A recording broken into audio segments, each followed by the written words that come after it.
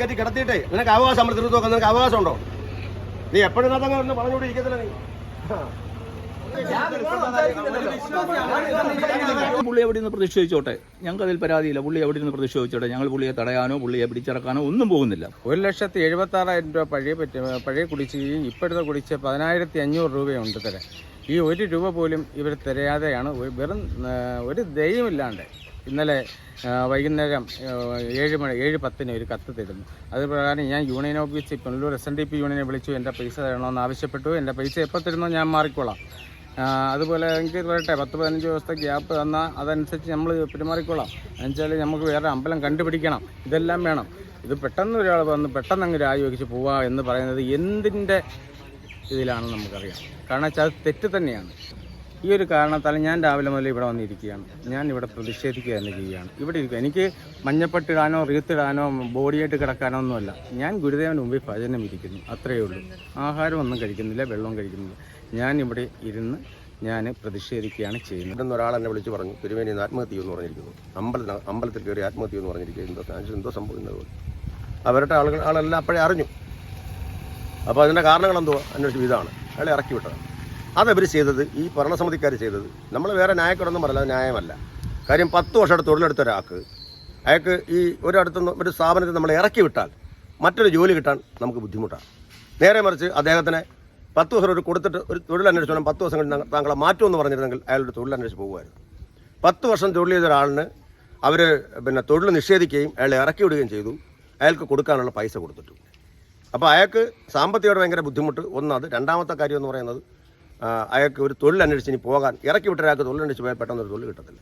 ഈ 2 കാര്യവും ഈ പുതിയ ഭരണസമിതിക്കാർ ചെയ്തതിനോട് ഈ നാട്ടുകാരായ ഞങ്ങൾക്ക് വിയോജിപ്പുണ്ട്. ഈ ക്ഷേത്രവുമായി ബന്ധപ്പെട്ട് SNDP 474 നമ്പർ ശാഖയുടെ പൊതുയോഗത്തിന് ശേഷം പുതിയ ഭരണസമിതി എൻ്റെ നേതൃത്വത്തിൽ അധികാരത്തിൽ വന്നു. അപ്പോൾ ഇവിടുത്തെ പൂജാരിയുമായി ബന്ധപ്പെട്ടുള്ള ചില വിഷയങ്ങൾ, ആ വിഷയങ്ങൾ ഉയർത്തി തന്നെയാണ് ഞങ്ങൾ ഈ പാനൽ അവതരിപ്പിച്ചതും ഈ തെരഞ്ഞെടുപ്പിൽ മത്സരിച്ചതും. അപ്പോൾ ആ പൂജാരിയുടെ ചില പ്രശ്നങ്ങൾ, അതായത് ഇവിടെ ക്ഷേത്ര ആചാരവിരുദ്ധമായ ചില പരിപാടികൾ നടക്കുന്നത് കൊണ്ട് തന്നെ പൂജാരിക്കെതിരെയുള്ള ഒരു വികാരമാണ് ആ തെരഞ്ഞെടുപ്പിൽ പ്രതിഫലിച്ചത്. അപ്പോൾ ഞങ്ങൾ അധികാരത്തിൽ വന്നു. ഞങ്ങൾ വിജയിച്ചു വന്നതിന് ശേഷം ഞങ്ങൾ അധികാരം ഏൽക്കുന്നതിന് മുമ്പ് തന്നെ ഇവിടുത്തെ പൊതുജനങ്ങൾ ഞങ്ങളോട് ചോദിച്ചു പൂജാരിയുടെ കാര്യത്തിൽ എന്ത് തീരുമാനമായി. ഞങ്ങൾ ഇന്നലെ അധികാരം ഏറ്റെടുക്കുകയും പൂജാരിയുടെ കാര്യത്തിൽ തന്നെ ആദ്യ തീരുമാനമെടുക്കുകയും ചെയ്തു. പൂജാരിയെ പിരിച്ചുവിടുവാനുള്ള തീരുമാനമെടുത്തു എന്ന് പറയുമ്പോൾ അത് പെട്ടെന്ന് എടുത്തു എന്നൊരിതാണ്. 15-10 ദിവസത്തെ സാവകാശം കൊടുത്തില്ല എന്നുള്ളതാണ്.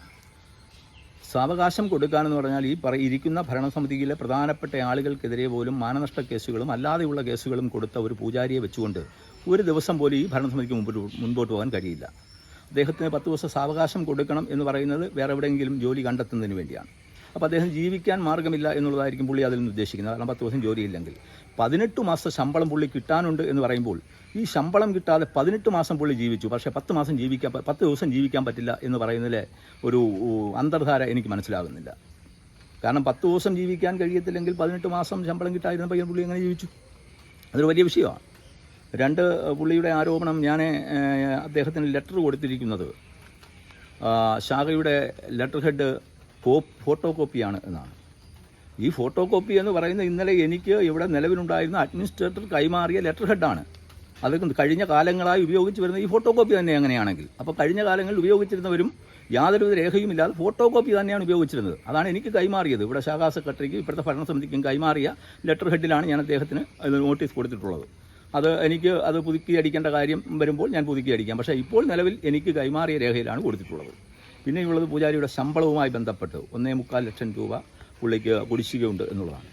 ഇന്നലെ എനിക്ക് കൈമാറിയ, അല്ലെങ്കിൽ ശാഖാ സെക്രട്ടറിക്ക് കൈമാറിയ, ഞങ്ങളുടെ ഭരണസമിതിക്ക് കൈമാറിയ കണക്കുകളിലും രേഖകളിലും പൂജാരിയുടെ ശമ്പളമോ ഇതുവരെയുള്ള വരവ് ചെലവ് കണക്കുകളെ പറ്റി കൃത്യമായി ഒന്നും പറയുന്നില്ല. അതിന് കണക്കുകൾ പോലും ഞങ്ങൾക്ക് തന്നിട്ടില്ല.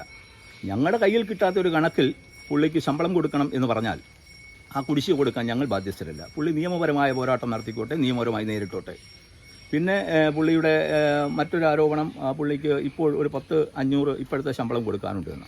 ഞങ്ങളത് വൗച്ചർ എഴുതി അവിടെ വെച്ചിരിക്കുകയാണ്. പുള്ളി വന്ന് ഒപ്പിട്ട് പൈസ വാങ്ങിക്കുന്ന ചടങ്ങ് മാത്രമേ അതിലുള്ളൂ. മറ്റ് കാര്യങ്ങളിലേക്കൊന്നും ഇപ്പോൾ കടക്കുന്നില്ല. എന്തായാലും ഇതുമായി ബന്ധപ്പെട്ട് ഒരു കാര്യം കൂടി, ഇദ്ദേഹം പോലീസ് സ്റ്റേഷനിൽ ഇപ്പോൾ പരാതി കൊടുത്തിട്ടുണ്ട്. ഇന്നലെ രാത്രി തന്നെ കൊടുക്കുമെന്നാണ് പോലീസ് സ്റ്റേഷനിൽ തന്നെ വിളിച്ചപ്പോൾ പറഞ്ഞത്. അപ്പോൾ ഇനി അതുമായി ബന്ധപ്പെട്ടുള്ള പരിപാടികൾ പോലീസ് സ്റ്റേഷനിൽ തന്നെ തീരട്ടെ. അപ്പോൾ ഈ പുറത്തിൽ അതിനൊരു ചർച്ചയേ ഇല്ല.